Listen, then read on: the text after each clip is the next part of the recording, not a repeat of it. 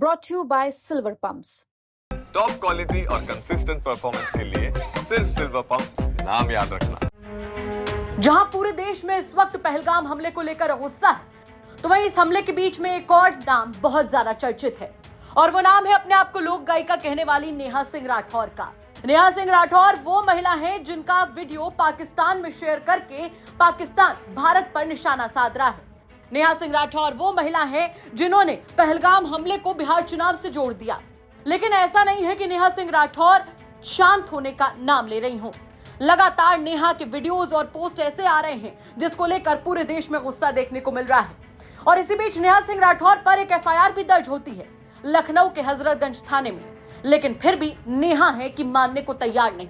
वो लगातार सवाल तो पूछ ही रही हैं, लेकिन इसी बीच कुछ ऐसा भी बोल दे रही हैं जो पूरे देश में चर्चा का विषय बना जा रहा है। लगातार पहलगाम हमले के बाद से ही नेहा सिंह राठौर अपने हिसाब से फायर मोड में नजर आ रही हैं।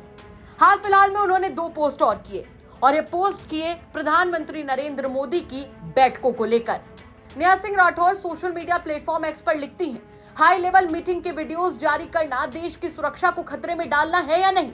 इतनी संवेदनशील बातचीत का खुला तमाशा बनाने से देश कैसे मजबूत होगा? क्या इससे सुरक्षा में चूक की संभावनाएं नहीं बढ़ेंगी? कौन जिम्मेदार होगा, बताइए। इससे पहले भी नेहा सिंह राठौर ने एक पिक्चर पोस्ट की।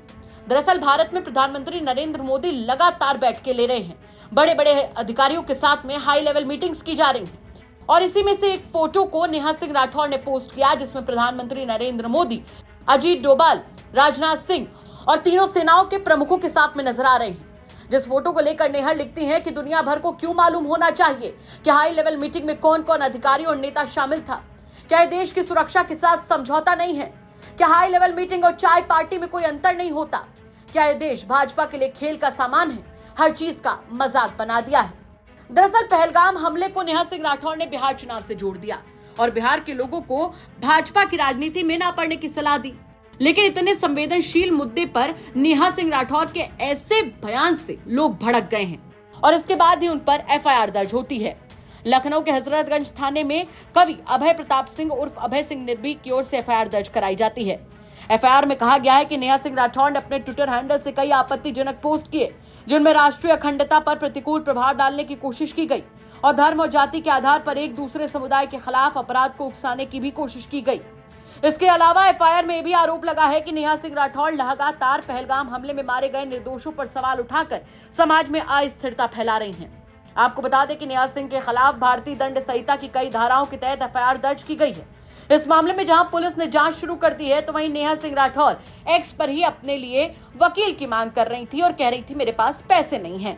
गौरतलब है कि 22 अप्रैल को कश्मीर के पहलगाम में आतंकी हमला हुआ था जिसमें 26 मासूम लोगों की जान चली गई।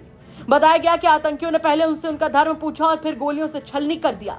हमले के बाद से ही जहां एक तरफ प्रधानमंत्री नरेंद्र मोदी लगातार बैठकें कर रहे हैं और पाकिस्तान को माकूल जवाब देने की तैयारी कर रहे हैं, तो वहीं नेहा सिंह राठौर कुछ ऐसा बोलती हैं जिसके चलते वो पाकिस्तान में इस वक्त स्टार बनी हुई हैं। वैसे नेहा सिंह राठौर के इस स्टेटमेंट को लेकर आप क्या कुछ कहेंगे, कमेंट करके जरूर बताएं। ब्यूरो रिपोर्ट यूपी तक।